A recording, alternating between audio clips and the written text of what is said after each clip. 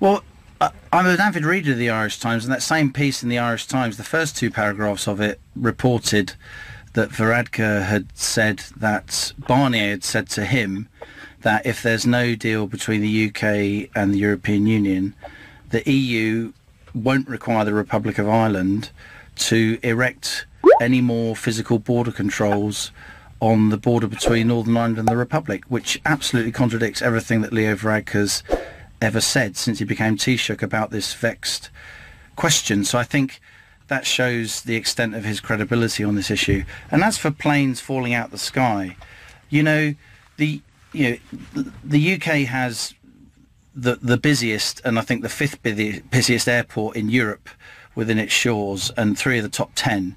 And landing rights are reciprocal. So if for some reason the UK isn't allowed to take off over EU airspace, then that would also apply to the likes of Lufthansa, Air France, and all the rest of it. Also, Jonathan, of course, if that ever happened, and I just cannot conceive circumstances where that would happen, Irish Airlines would be able to fly over British aerospace. It's ludicrous that we're even discussing it in a way, isn't it? Because a deal on that, at least, will be done.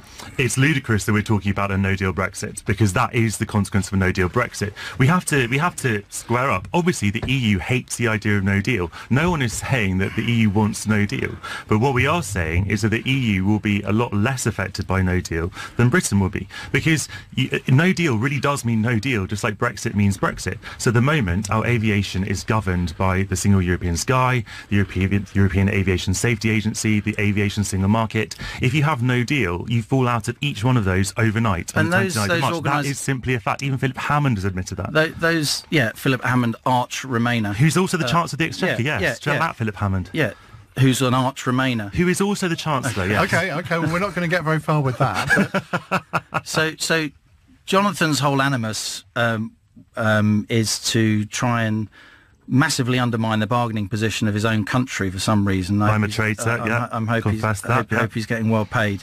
That is below the belt. Not at all. For it, people need to know where you're coming from.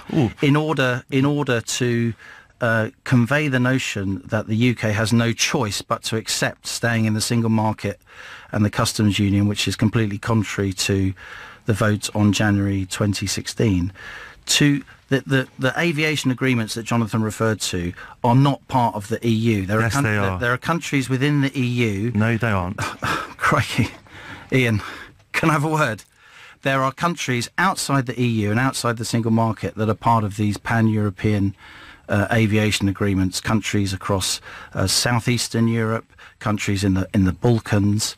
The idea that an aviation superpower like the UK, where flights have multi-billion pound implications both in terms of tourism, commerce and diplomacy, would be allowed to not fly because politicians are squabbling, are ludicrous. One more point. Very quickly, because I want to move on to another call. If I may. If there is no agreement, if the politicians are so infantile that they can't sort this out, there will be memorandums of understanding signed that existing rules continue until new agreements are brought into place.